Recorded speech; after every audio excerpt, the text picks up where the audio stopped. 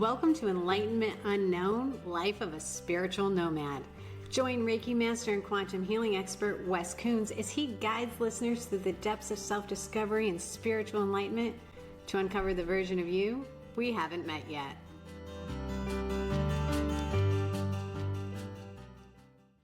Welcome to Enlightenment Unknown, Life of a Spiritual Nomad. My name is Wes Coons, and welcome back. We are on special location. Casey, tell everybody where we're at. So I'm Shine Yoga. We are primarily a yoga studio. We have 2 or 3 classes a day that we run regularly, but we run workshops and special events. We've actually had a couple of rock concerts here. A friend of mine is a rock performer. She's in a band, so we have That's fun. concerts. Hey, I didn't know that. That's cool. So much fun. Our next one's in January, but I don't have the dates in front of me. That's coming up. I've got 3 retreats coming up, actually. That's part of what we do at Shine. I do Reiki trainings. I am a Reiki master myself. We're in the Reiki room. We are in the Reiki room, and we just say our prayers. That's right. Yeah. All the lights are on. I'm not used to, I'm not used to having all the lights on. Yeah. But yeah, so we do a lot of stuff here. We've got someone who rents out the back, Jenny DeCoster. She's a flex, I don't want to say a flexologist, but she's a yoga teacher, and she does yoga stretching and cool things like that. So we have massage available in this space as well. So. You guys sound like hippies over here. A little bit, a little hippy dippy. Yeah, that's I right. always tease. I said, yeah, I'm going to my hippies friend's house. And they're That's like, right. you know you're one of us, right? And I was like, maybe. Yeah. So how long have you been doing Reiki? Oh, gosh, Reiki. So I have, hold on, I've got to do the math. I got my Reiki level 1 before I owned the studio. So that's been maybe 8 or 9 years. But I got my Reiki level 2 probably about 4 or 5 years ago. Mm-hmm. And then my master recently, within the past year probably. Nice. So, yeah. So I've really just started in the past year really feeling comfortable around my own style. Sure. You know, you learn a certain thing and it's like, oh, I have to do it this way. And that has always made me uncomfortable. I'm not much of a rule follower. So I think a lot of us, a lot of us creatives. I'm holy and spiritual these days, so I try to follow the rules, but maybe not. Some rules are meant to be massaged a little. So I kind of had to find my own style with the Reiki process. And once I got comfortable with the idea that my style is also valid, I'm not exactly doing it by the book. Sure. Then that's when I really have sort of opened the door, those golden doors, to let in all the really powerful energy and cool things move through. One of the fun things, and you were talking something one of the podcasts I was listening to, I don't see people. I sometimes can feel them. My favorite question, do you see dead people? I don't see dead people. No, I don't. I'm kind of glad that I don't. Not ready to invite that yet. But I get songs. I study music. Oh, cool. My degree is a music theater, and music's been a constant all my life.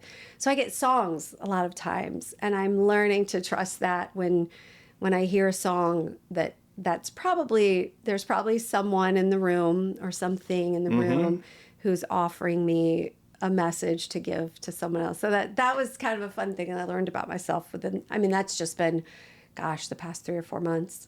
Yeah, that's cool. That I've really learned to trust that. Can you taste energy? No, I can smell it sometimes, but I don't always. Yeah, I've never tasted it, but I can smell it. Yeah. I typically taste, if I have a past life connection with somebody, I can taste the energy of it, and it's like it's this. It's hard to explain. It's like this deep, earthy. There's just a depth to it, and it's interesting to experience that. Yeah. Yeah. They had a workshop recently over at the ARE about that, and I wasn't able to go, but I'm fascinated by that whole idea. It's my understanding. I was raised in a Southern Baptist church, Southern Baptist home. When I was in high school, they left the SBC and we joined a different convention, and so it's a very moderate church, but we didn't talk about a lot of woo. There wasn't. Sure. Seeing dead people was like, oh, that doesn't really happen. Or if it does, then it's devil's bad. work. Yeah, right. It's devil's work. Yeah. So I didn't really come to the idea that it wasn't a bad thing and it didn't have to be dangerous or scary. And I mean, I feel like it can be, but it doesn't have to be. Yeah. I can appreciate where people are coming from. We were talking about a minute ago, I started this new segment of the show, Work Brain. Sunday Preach. That one. Yeah, the Sunday Preach. Yeah, well, thanks for reminding me of my show. The Sunday Preach, no shoes required, because of the guilt and the shame that comes around the organized religion. Right. I hear the same story with everybody. I didn't grow up in the church at all. I didn't know Jesus was a Jew until a few years ago. I remember you saying that. Yeah. And that's still, I gotta be honest, it confuses me. If he's a Jew, how are you a Christian? How's that? Yeah, right. Wouldn't you be Does that make Jewish? sense? I mean, I don't know. Why do you study a book that calls Jewish people the chosen people, and yet we're not Jewish people? It's crazy. But Jews don't believe that Jesus was divine. I mean, it's really? such a crazy. Yeah, I don't know that. A lot of Jewish people rejected him as if we're watching The Chosen. Right. Yeah. Have you seen The Chosen? Yeah. There's some deep stuff in there. So it's a lot of seemingly mixed up messages. I actually read the whole Bible last year. Nice. I did a plan, read the whole Bible last year. It was, and forgive me, it was awful. It was so hard. It's difficult. It is the very words difficult. It's a lot of death and punishment and how it's justified. And as someone who, I close all my yoga classes with, look through eyes of love and compassion, and I always choose words of kindness first to self and then to others. So to try to lead with kindness and go into this reading of this book that is divine, and there's so much war and punishment, and it's hard. It was hard to stomach. There's my kinesthetic. I'm studying my NLP stuff. I'm a Kia, so there's all that. I completely forgot where this was leading. I don't know, but it's still fun. Yeah. Yeah. It's being raised in the church. Right. One of the things I like about my journey is coming into this. I really came into it with a clean slate. I didn't know anything about spirituality. I can promise you, from coming out of the Marine Corps into real estate, that corporate world, we were not going to be talking about any of this. Healing work, nothing. Then going through that awakening, and did you ever know Sandra Grace Brooks? I don't think so. I tell you what, if she's in heaven now, but not getting the opportunity to meet her I find it sad, because she was such a bright light. She always laughed. She always had this big smile, and she'd say, "Oh, that's cool, that's cool." And I miss her. Jesus showed himself to me during a healing session. Him being crucified, everything. And honestly, I thought it was just a silly joke, because I didn't realize that the Romans had crucified him. And I remember telling her, she could see it as it was going on, and I was telling her what I was seeing. She didn't interrupt. She just let me go. And at the end, she said, "Honey, that's who crucified him." I'm like, "Really?" Yeah. So it was kind of, it was like that God moment that came in, and Jesus is like, "Hey, pal, let me show you something." Yeah. That you never would have known about. It's kind of like waking up and I know how to pull the engine out of a Corvette, rebuild it, and put it back, and I never looked under the hood before. So I think about that a lot. Yeah. And the things that you know that you didn't know that you knew, that's come to you in ways that are unexpected. Do you ever find yourself questioning why you, when you hear something, you see something, you heal somebody?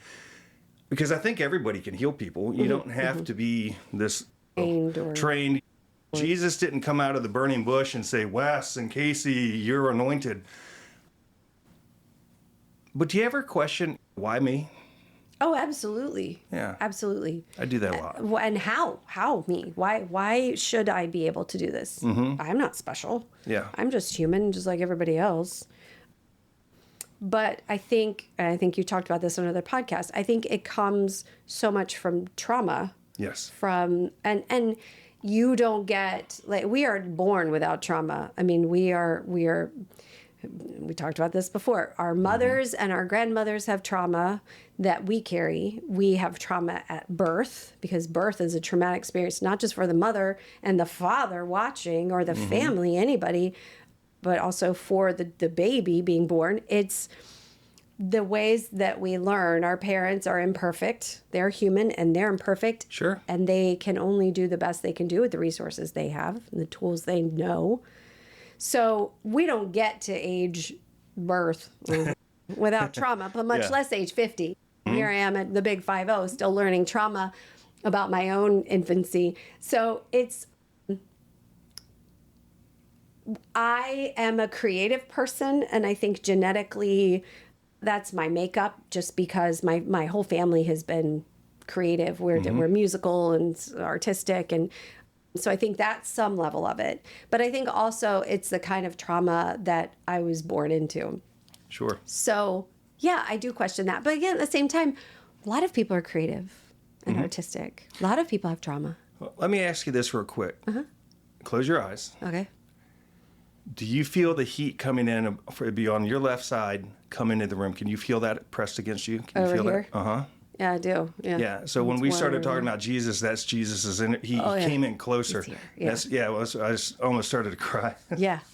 He is here. He's been here before in this room. Oh yeah, Yeah, you can it's feel big. it. Yeah. Yeah, That's part of why it gets so hot in here, I think. Yeah, it's almost like somebody has a candle about 2 inches from the side of my face. And it's a beautiful experience. So I'm curious if people can feel it through the podcast. I don't know how that would work. Oh, but I don't know. Maybe. Yeah. I would bet. Yeah. I would bet. Yeah. I have felt for a very long time that Jesus is my spirit guide. Oh, yeah. Yeah. Yeah, he's cool. He's actually pretty funny. Oh, absolutely. Yes, absolutely. That's the voice I hear is the one you said just before, like, bro, like. Jesus and Archangel Michael, I talk to them like they're two high school buddies. I mean, I hear them laughing, I hear them talking. Yeah. And when I did the Sunday Preach, that idea, Andrea came up with that idea 18 months or so ago. Really? So it's taken me a while to get there. Yeah. It's like we were talking earlier. You talk about religion and people aren't nice. And I didn't want to step in that realm. And I knew that was in front of me for a reason. You still have to get okay with it. Yeah. Yeah. It can be right in front of you. Right. It's scary as shit. And you got to get okay with it. Because you can't talk about religion and say shit in the same word. In the same sentence. I'm the worst ordained minister ever. And not be judged. Yes. No, absolutely. Yeah. I started a group called Christian Yogis Who Cuss. That's awesome. There were maybe 3 of us in it. This Facebook. I just couldn't, like you said, it's hard. It's hard to go there, to be human, to come from a Marine background and have the language and the energy of that and as part of your history and your aggression imprint. and everything. Yes, yeah, absolutely. And try to marry that into, I'm supposed to follow the rules. I'm supposed to only use appropriate English words and not drop the F-bomb every other. I have a card. Well, that ship sailed on me, girl. I was like... I have a card that I got at it was like a women's brunch that we did. I don't know if Misty Brownell, she's in Sandbridge, and she does this women's group. And my card said at brunch, it was at my place, it says, use the word fuck like it's a comma. Like, this fits probably better than it should. But Yep. yeah, so it's hard to go into that space of, I want to talk about trauma and I want to talk about having people's nervous system feel safe around me, you know, and still bring God and religion and to be able to say that Jesus is my spirit guide and that he is probably just hanging out over my shoulder. Because that's weird. People It is. You know, I look at you sideways. well, when I started to look at what made me feel more comfortable with it is when I started to look at the apostles. And I'm like, man, all those cats were fucked up. And I'm like, that's me. Yeah. I mean, They made bad choices. With the Sunday Preach, I said on there, I said, if you want somebody who's going to quote the Bible, has been to church, done all these things, I'm not your guy. But if you want to talk to somebody who wants to connect with God, look at our gifts as gifts from God, and we have that conversation and we're imperfect, I'm a pretty good person for that. And I'm going to say what I need to say because I want to learn it and hear it. And when I say it out loud, I feel better. Right. And I love this work. Yeah. It's beautiful. It is. Yeah. It's good work. It's hard work sometimes. Mm-hmm. But boy, when you land, Yeah. when you land where you're supposed to land, it's like, like that deep sigh of like, I belong here. Yeah. This man, I'm doing good things. Well, somebody had reached out to me because I talk about some of the work that I do with demons and stuff. I don't go looking for it, but she said, I'm scared to do Reiki because I don't want to see the things that you see. And I told her, I said, you're going to see what you're comfortable with. Right. My spiritual awakening, I was getting my ass kicked through that haunted house. And I was thinking earlier today that one part of the haunted house was I had left the house. I was living in the side yard in a camper looking like fucking hillbilly white trash, right? I got a Maserati in the driveway and I'm sleeping in the front yard. So the neighbors were like, what is wrong with you, dude?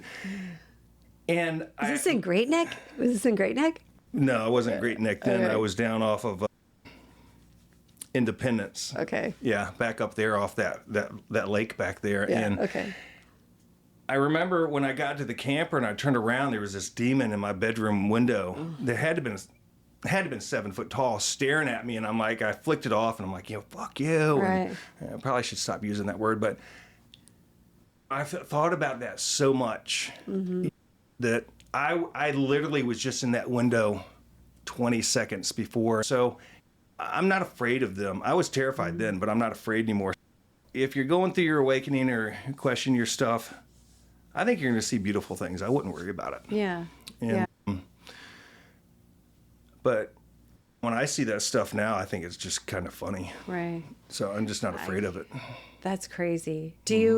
So it wasn't just the house though for you. Like it's no. everywhere. Yeah. I mean, yeah. At some point, halfway through that summer,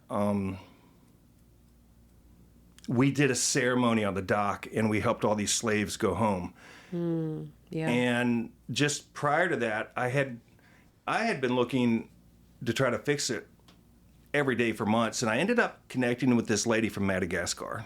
I don't even know how I got somebody in Madagascar, but that's how hard I was working. And she said, "You're too stupid to understand, so I'm not going to explain it to you." And is what she said, but she said every time you do a healing on the house, it's making it more powerful, and it was. So we did that really big healing on the dock that day with Sandra Grace, and that gave it the power to leave the house, to take over the property, and then at that point, it followed me everywhere from then on. So what are you supposed to do if you're not trying to heal it? How do you? I think this was a unique instance. I had. Did they come with you, or were they there when you arrived? There was something there.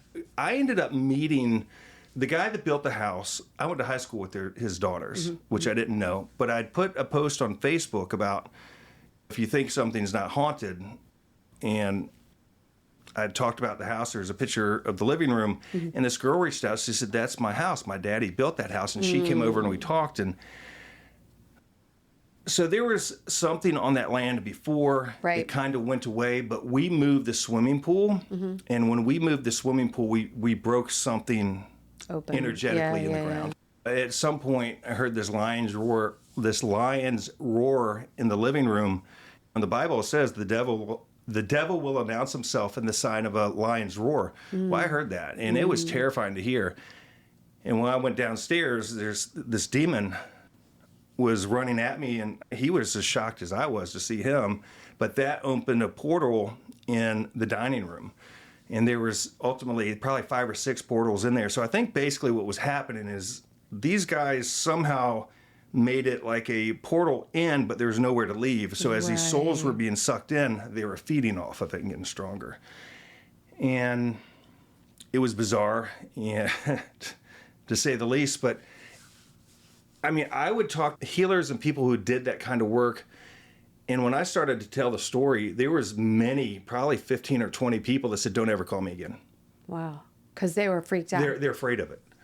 Could anyone else see them? Oh, yeah. Yeah.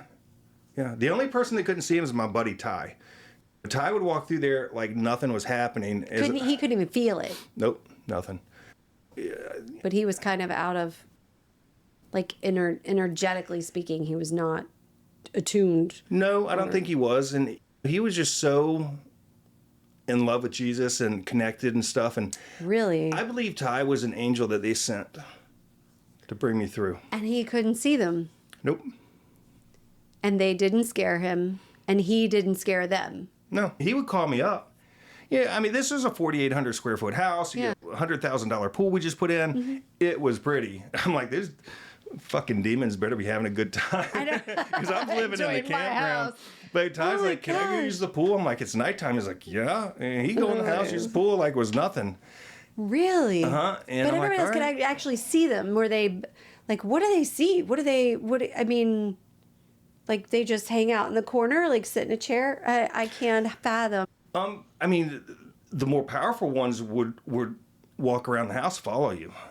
When the priest was there, something came up and hit me in the chest, and I went backwards I remember you saying that, yeah. about 3 feet and about 4 feet off the ground. I mean, I was launched off the ground in front of the congregation of the church that was there, and you could easily if you couldn't see it, you could take a picture with your phone, and you could see the pictures in there, or look at the security camera, because they pick those things up. And Right. there was some pretty big ones in there. There was 2 or 3. They were like the head guys, and you could take a picture, and like the whole corner of the wall, you would see like hundreds and hundreds of these little distorted faces, and it was a lot. But typically, you didn't have to. You could. There was many times I'm standing in the living room and I could see something looking around the corner and doing stuff like that, or walking past me. The dog could see it for sure. Yeah, yeah. Did they usually have physical, like, did they mess with you physically? Did that happen yeah. often, or Yeah. or was it I mean, just like a threatening presence, or I would wake up in the morning with scratch marks across my entire chest, bite marks, bruises. There's instances where you lifted my shirt, you would see somebody's face inside of me pressed, trying to come out. That was that's crazy. that was a hard one to see. Yeah, that's wild. So what happened? Like, is someone living in the house now, or did they? Yeah, we fixed it. Lakota. Yeah. I have not met her personally, but I know of her. She's been here. Yeah, she'll be here in the next month or so doing some stuff. So if you want to meet Lakota or do a sweat lodge or something, we do those. You can reach out to me and I can connect you. But you guys should come over and meet her or do a lodge or something. But I didn't understand everything, what was going on. So the long story short, when I was molested as a child, something was placed inside me by that person. And which I didn't know till really near the end, because nobody said that to me. Sandra Grace and everybody just wanted to spare me some of the details. So Lakota kept saying, I have to fix you to fix the house. Right. They were like one breath. Right. And I don't know why. I don't know why it was like that. So we did that rebirthing ceremony on the mountain. For you. So I had 2 exorcisms before that. That was painful. I would not recommend them. So all the stuff you see on TV, short of the head spinning all the way around, is real. The screaming, when they splash you with the anointed water, it is literally like hot oil on your skin. And so we did that, but Lakota pulled out what was really there. And Sandra Grace would say all the time, when you do this kind of work, because she did that work, they would kick the little ones out. You would think you got it, and the big one would be deep. Yeah. And so once they fixed me, the house started to fix itself, actually. I think they knew it was coming.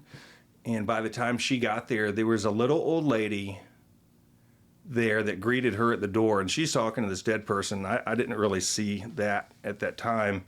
And Ty was with me, and Ty is looking at me, and I'm looking at him. I'm like, dude, what the fuck is happening? Right. And the little old lady was from the neighborhood. She said that she just liked me and I was a good person, and she wanted her to know that everything had left. She sang 3 or 4 songs, and the guy that lives there now loves it. That's wild. Yeah. So they, part of one of the ceremonies on there, it ended up making me like the custodian of the property without my knowing that was happening, because nobody ever tells you anything. And I'm like, no, that ain't happening. So long story short, I was told by this medium that was helping us that the house would pick the new curator. And so this guy worked out perfect. He's probably, between my dad and him, they're the two most disconnected people on the planet with love and light, right? There's no feelings, there's no emotions, they're just very type A. They're very wonderful people. He's a great guy. So whenever I see him a couple times a year. I'm like, so how you sleeping? Yeah. Does he know the story of the house? Some people have told him. Yeah. He didn't believe it. He didn't care. Sure. But it was well, fixed. if he's disconnected and does it right. Yeah, it was well, fixed. even if it wasn't, if he didn't have the capacity to feel that, then it almost wouldn't matter. Everybody told me to sell it, but I'm like, how do I sell something? Yeah. How do I sell you a car that I know could possibly kill you? Right. I'm not going to do that. So I had to wait till it was fixed. Well, and you had to, even if you'd left, some of that would have come with you. It was following me everywhere. You can't run away for it, right? It's funny, though, that you say he was somewhat disconnected and type A. When you moved into that house, was that kind of you? Were you still sort of in that place? Yeah. Yeah. Mm-hmm. So this was all part of your healing journey, traumatic and dramatic. Mm-hmm. Yeah. I mean, it's all part of that journey. I mean, God called me to the table. Just like I tell people all the time, if you show up in these healing spaces, you show up in my healing space, you're listening to this podcast, you're being called to the table. Yeah. There's opportunity there. Yeah. Pay attention. And like you said, when you got comfortable with your gifts, then your gifts got even more powerful. Right. I don't know. I just live a weird life. Yeah. So do you freak people out when you tell them this story? I mean, I know a lot of people on the podcast have probably heard your story, know your story. I mean, I'll start talking about this kind of work to a total stranger at the grocery store. I don't care. And maybe 3 or 4 times people looked at me like I lost my mind. Yeah. I don't talk about like the deep, heavy stuff, but not that I'm not telling the truth, I am, but people just believe me, and I'm just like, why would you believe that? Right? Like, that is such a big story that just total strangers just do. Yeah. I think in the beginning I couldn't listen to your podcast because it was hard. It's hard to hear. Yeah. It's really hard to hear, especially if you come from a place of like light where I'm like, sometimes I don't want to know those things even exist. Mm-hmm. We just want to deny it. Of course. But we see it all the time in the news, and maybe it's not identified as such, but there's evil out there. But people don't want to acknowledge that. Mm-hmm. They don't want to hear the whole story. They don't want to admit there's truth. I think life on this planet is difficult. Oh yeah, sure. And there's lots of moving parts and stuff, and then there's that stigma. Oh, you're doing devil's work, and I'm like, am I really? It's funny. I went to the church where the priest helped me. I went there Christmas Eve because a couple years ago I was there on Christmas Eve and I seen the angels dancing on the ceiling when they were doing their songs. So I wanted to see that again. And it's also one of the churches where one of the places they did an exorcism for me in one of the back rooms with the same priest. And I was by myself. I'm always by myself, but Abby didn't come with me. She was home, the dog. Mm-hmm. So as I go in and sit, waiting for the service to start, I'm watching these people come in, and about every 5th or 6th person, you could see this demon would show its face to me and just like smile. I'm like, fucker, I already know you guys come in here, so you're not scaring me. I'm like, in my mind, because we can hear each other communicate, I'm like, you can go back inside or I'll just kill you. It's up to you. I don't care. I sat there for a few minutes. I'm like, I don't need to be in this box to go connect to God. So I left. I didn't stay for the service. Right. It was interesting because one of the priests, I was literally this close as you and I twice. And I said, hey, Father, how are you? And he just walked past me and looked at me. I'm like, I think I'm good. I respect what you do. I love this place. I love the priest that helped me. He wasn't there. Right. And I'm like, I don't need to be here. And when I left, I heard Jesus clearly say, you don't have to be there to talk to me. Yeah, and I just spoke to him on the way home and went home, and I went and spent time with my dog. Yeah. And that's divinity right there. Yeah. Dogs. Yeah. I don't know. It's just interesting. So that's when, and then I recorded the Sunday preach, I think, the next morning. Oh, yeah. I said, it's time. The priesthood of the believer. Yeah. That's what our church always, Catholicism and how you have to go through the priest for forgiveness and atonement or whatever. And Yeah. in my church, we were always, they preached, they always talked about the priesthood of the believer. You've got a direct connection. Like, you talk to Jesus, you talk to God, you don't have to go through anybody else. Yeah. You don't have to be in the building. There is a lot of that in churches anyway, because they want people to gather. And I Sure. do think we have to be in community. Yeah, and I don't That's have important. a problem with that. My Right. issue is the guilt, the shame. Right. You don't fit in. Yeah, I was in that church maybe a year ago, 3:00 in the afternoon. 3 of the 4 priests were in, I don't know what you even call it. What's the part where you sit and you're in the pews? What is that room called? You see how much I know the church. Where, the guy goes up there and preaches. I'm sitting in the sanctuary, pew. you mean? Or? Yeah. Yeah. So I'm like in the 3rd row back in the center. Nobody's there. Those 3 guys are sitting there, and I'm clearly got my head down crying. I was just struggling. And nobody came. Didn't even look at me. How do you not see me? Yeah. I'm 6'1", 235 pounds. My shoulders, I have to turn sideways to get through the door half the time. Yeah. They didn't That's care. a lot of energy, too. How Yeah. can you not? I can't imagine. I can Yeah. feel that from here. Yeah. I mean, can't I imagine. was 18 feet away from them Yeah. in a giant room. There's Right. 4 of us. Right. And not one of them looked. Not one of them came to say hello. Not one of them asked, can I pray for you? Nothing. And I'm not disrespecting them, but that's the experience that I get. And I hear that all the time from people. And so that's why I'm like, I'm going to modify my podcast and talk about God because I've wanted to, but also I didn't want to be called religious because that you might as well call me a motherfucker. Because when I connect on the religion, the what do you call that? What do they call that?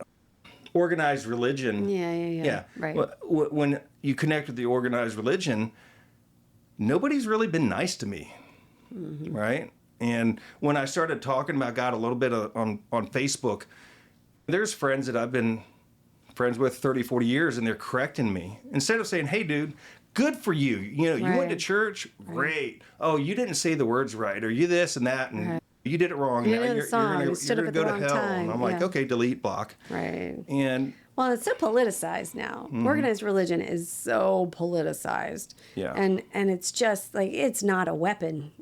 It just should not be used as a weapon. And it has been. Yeah. Absolutely. I mean, it's been used as a weapon is, anyway yeah. for years and years. But Yeah. now as a political thing and the division in the whole religion aspect I think this. is ridiculous. I think whatever you like, as long as you're not hurting yourself or somebody else's, do what you want to do.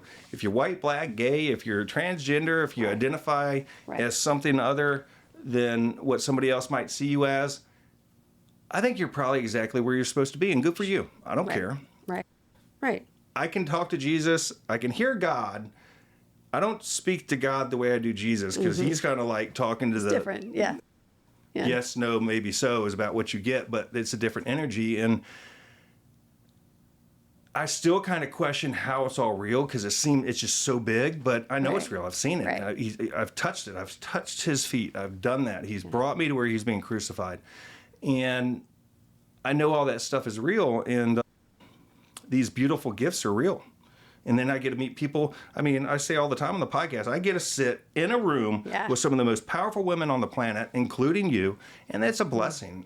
For me to be here to do that is Right. a blessing. The community is a huge, Yeah. it's a huge part of that. Yeah, the idea of the Trinity is just like, it's bananas. Because I'm with you. I hear the people in my head where like, oh, you talk to Jesus and God differently. Like, why? They're the same. Like, well, they're really not. They're not. Energetically speaking, God and the Father, the Son, and the Spirit are different. Yeah. There's a whole separate energy. I feel the Spirit. I talk to Jesus and I speak to God. Yeah. Right. Because when I did the first episode the other day, my prayers are different. I'm part Cherokee. I recognize the 4 directions, Mother Earth, my open heart, and I pray to Jesus Christ. And I've been told, since you talk to the other people first, you're praying to them. I said, I am honoring them. And in the Native American culture, they are considered archangels. So let me do it my way, because when I Right. do it, my hands are on fire. Right. You can feel the energy building. Yes. And Yeah. for the first time ever, and I've done thousands of healing sessions. I've done that prayer thousands of times. When I did that to record that episode, all 4 of the directions, I clearly heard them, because they'll give me messages like on who's on the table, what to do, telling me how proud they are of me and all this stuff. They've never done that. And Jesus and I and Archangel Michael, I mean, literally, I sat there for 5 minutes just talking to them and teasing and stuff. And That's cool. it's never been quite that deep. So it is cool. And they know I want to go home. I'm like not in danger or anything, but Right. those are my friends. And, Right. and so imagine, for me, it's like, hey, you seeing your 2 buddies that you grew up with your whole life. Right. And they're in Tennessee and I'm here type deal. Yeah. But It's familiar. Yeah. It's a place of safety. It's a place of home, of familiarity, being family. So yeah, I get that. yeah, That's and cool. Archangel Michael, we tease each other and stuff. And he's like, I know you want to come home, but you ain't allowed to come home yet. You're going to be there a long time. I'm like, whatever, good dude. for And us. you can hear him laughing Good and stuff. for us, though. And he said something. You've got says- work to do, man. right? Yeah. He said, hey, how'd you like the last girl you dated? I'm like, whatever, man. Right? Yeah. Don't mess with me on that. That one a year You or don't so get back that was one, hard. man. you can't go with me with that one. Yeah. That's but funny. he also said you learned your lesson. And that's what Yeah. that one was. Yeah. Yeah, I had prayed. many I'd lessons. asked God. I said, I want to have the love of my life. I want to be in love. I want to get married. I want to have the love of my life. And Yeah. he sent somebody in that showed me everything I needed to heal and taught me how to love myself. So I got the love of my life. Right. I just had my ass beat This is different, than Up. you expected. Yeah. to get there. But I was willing to let my ego set aside, look at my responsibility, because the reality is she didn't do anything to me I didn't let happen. If I loved myself and respected myself, I'd have been out at the 3 week mark. Quite frankly, we wouldn't even had sex the first time, right? And because if that showed up today, I'd never go down that road. Right. I've healed that. So I am so grateful. I'm glad that you said that, because that's the other side of what I do, some relationship coaching. And I know you were there at the meeting where Jamie made me the name tag. I love to talk about sex. Like, you can't talk about sex in the context of religion and spirituality Yeah. and all those things, but in a good relationship, a good solid relationship, like, that's a gift. Yeah. That is a God-given gift. Like, we are created that way. And when you share it with someone who doesn't deserve it, you get yourself into some hard places. Yeah.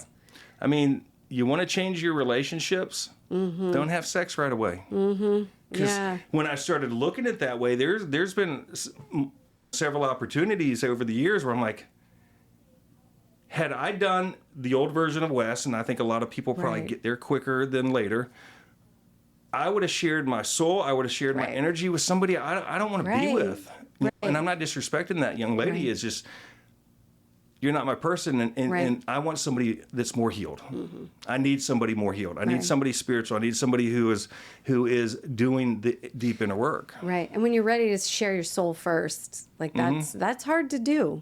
Yeah. And if you go and share your body before you share your soul, then you've already shared something that's, I'm not going to say it's harder to take back. It's impossible to take back, but you can't take back sharing your soul either. So, but when that's not aligned, it's just incredibly painful to make that break. It's interesting. I was talking to a friend, a client last night.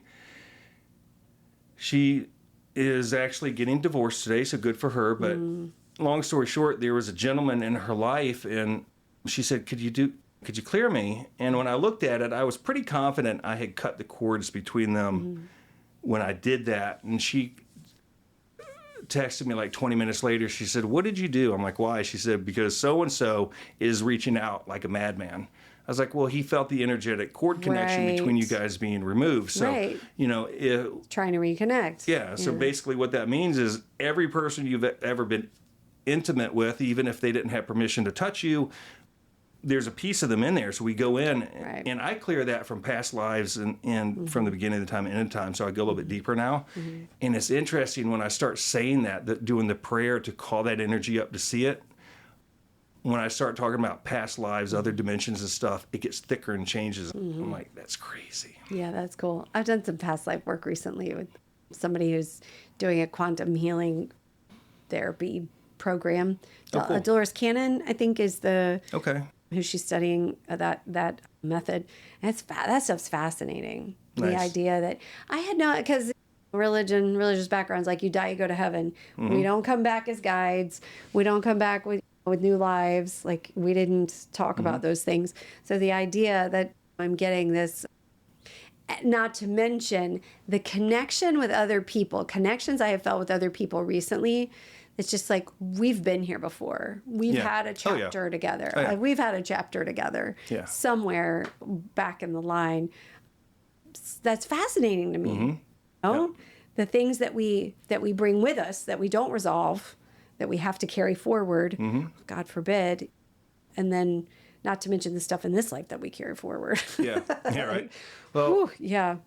we're both friends with Megan, Mm-hmm. and she was somewhere last year, and she hit me up. She said, "Hey, can you clear this house? There's some bad juju in here." Mm-hmm. And she said, "I'm here with a friend of mine," and I instantly knew, without seeing this girl, knowing this girl, never met her, nothing, Mm-hmm. and they were in Tennessee or something. I said, I know who that is. Yeah. And she and I are like, we talk all the time. I mean, not on the phone, but we'll text and on a regular basis. And it's like I'm talking to my buddy from 700 years ago. Right. Right. And Energetically. yeah, I don't even think I've heard her voice, actually. Really. Yeah, except for she'll put something on Instagram or whatever. But yeah, never Isn't that been funny? in the same state with her. Right. And I feel like But she's like energetically one of my old connected. friends. Right. Right. It's kind of cool. It is cool. It's very cool when you see someone, you're like, where do I know you? Like, I don't know. And then you can't figure it out. And it's like, well, we must have Yeah. had another lifetime together. Yeah. I don't know. And then some of the people look at you like, what? I don't know about that. But it's real. It is, You walk yeah. in that room and you instantly feel comfortable with somebody. I'm Right. like, that is somebody from my past. Mm-hmm. And it's really fun. So if people want to connect with you, people Yeah. want to do your workshops, do your stuff, how do they find you? Yeah. Well, I've got a website. All right. What's your website? Shine Yoga VA Beach. Shine Yoga. SHINE, right? Yep. SHINE, just like the light shines. Mm-hmm. So, and we're everywhere. All of our platforms are Shine Yoga. So we're on Facebook, we're on Instagram. And that is probably the top 3 places that I put stuff. We have a newsletter, of course. So that's, I'm trying to think where else you'd find me. That's where we are. Well, we were supposed to have done this podcast like 6 months ago. Yeah, no, I saw that in the chat. It was like, Yeah. oops, we. Well, summer happened, and I had It some stuff. You had did some indeed. stuff, and once I had like 6 or 7 episodes set up. Then summer hit, and Right. people have families, and so we're getting back to that. But Casey, I want to say thank you for having me here. It's an honor to be I'm here. so I've glad always you're liked here. and respected you. Yeah. You've been kind to me, and I just want to say thank you. Yeah, well, thank you. I You're mean, I welcome. appreciate the opportunity to get to. I love to talk about what I do, you know, It's fun. because it's good stuff, and to get in the same room with people who understand the Sure. energy, moving energy, and getting together, and you and gosh, the first time you were here, it was a sound healing. Yep. No, it's been years. Yeah. I feel it like was, who was that? Janair. Janair. Uh-huh. God, I love Janair. Yeah. I Yeah, haven't whenever seen she her. shows up, I cry every freaking time. Oh, that's funny. It's like my mom's energy comes with her. It's really interesting. Yeah, yeah. Yeah, but I feel like it was one of those things that was like, I know you from somewhere. Maybe it was real estate world because I was an agent for a minute. Yeah. A minute. And This is my 32nd year. wow. Yeah, I've been there 2 minutes. That's crazy. Well, you started when you were like 13, right? 'Cause Yeah. that's crazy. 32 years. That's a long time. Yeah, that's a lot of real estate. Yeah. I did not hang that long. It didn't work out for me. Too creative, too much like Yeah. not organized and all I that get it. stuff. But Real estate's interesting. it is very interesting. It's actually, when you talk about energy, like you walk into a home, you meet with a client, and you have the energy of the client, and then you have to match them with the energy of a home that fits them, that they're comfortable. And during COVID, people were doing that sight unseen, buying Oh, yeah. houses that Yep. they'd never seen before. It's crazy to me. Yeah. So what a huge service. Yeah, so January 20, I'm going to say this wrong. It's the 4th weekend in January. It is a completely unplanned weekend. We're not planning food. We're not planning any structured activities. We have 2 houses. One house will be kind of the quiet area. Like if you want to go and pop in your headphones and write, like my thing, I have a curriculum in my brain that it's rolling around that I want to finish. Like that would be, I'd go sit on a couch with my laptop, clickety click, spend the whole weekend doing that.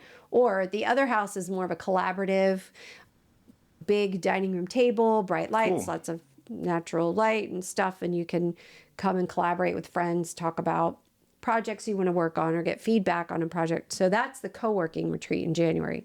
In March, my husband and I are leading a spring solstice retreat. And I don't know the dates. It's probably the solstice, it's not a solstice. The spring is an equinox. Am I saying that right? It's an equinox. It's the 20th. It must be the 20th because that's when the equinox is. So it's like 19th, the 21st.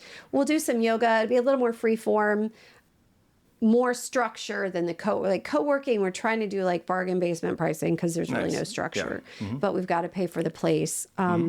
So there will be more structure in March. Some yoga, sound healing, time in nature. And then in May, 15, 16, 17, that's the ancestral healing retreat. So that's when Robin comes down from Long Island and some of her crew. That's the Hellinger method I was telling you about with family constellations. And so we spend the weekend, we do some yoga, we'll do a sound healing. Have you been to Ascension and OBX Ascension? No. It's a little shop down there. We'll rent out that space and use it for yoga and sound healing. Oh, cool. And then we do most everything else is just at the house. But family constellations are incredible. It's the idea. So I'm going to explain this very poorly. And when Robin hears it, she'll have to correct me. But so ultimately what we do in the constellation, Robin facilitates, the room chooses the person, right? We go around and everybody decides, am I ready to do this work or not? And then we all kind of throw our name in the hat and we pick a name out. And so the subject of the constellation builds their family. They choose people who are, and you don't even really know it at the time, but they're energetically aligned with what you need to represent. So I'll place my mother and my father. And then we move around the room in a way that creates this 3D family dynamic that you wouldn't otherwise have. I might place my grandmother on my mother's side and my grandmother on my father's side, and we start to build this constellation. And it can go back generations. We added my brother. I'm trying to think how far we went back, but it's just an incredible picture in 3D of your family, and it gives you such perspective, and there's so much healing in that, whether it's your constellation that we're working or if you're standing in for someone else. It's incredibly powerful. It's really powerful. And I tell you what, if you listen to the show and you have no idea what we're talking about right now, neither do I, but she does. Yes. But it sounds interesting. I don't need to know how to do it to get better. Yeah. So if you want to get better, it's an incredible weekend. The last year we did it, and the weekend was just perfect. We had great weather. All the right people fit into the right places. I mean, it's all about being where you're supposed to be, and aren't we always? We're exactly where we're meant to be. We are. So lots of opportunities there. Yeah. That's cool. Well, thank you for having me. And I'm glad you're here today. Thanks for coming to my little space. Yeah, check out Shine Yoga. Yep. We will see you on the Sunday Preach as well. Awesome. Thanks Casey. Wes. All right, bye-bye.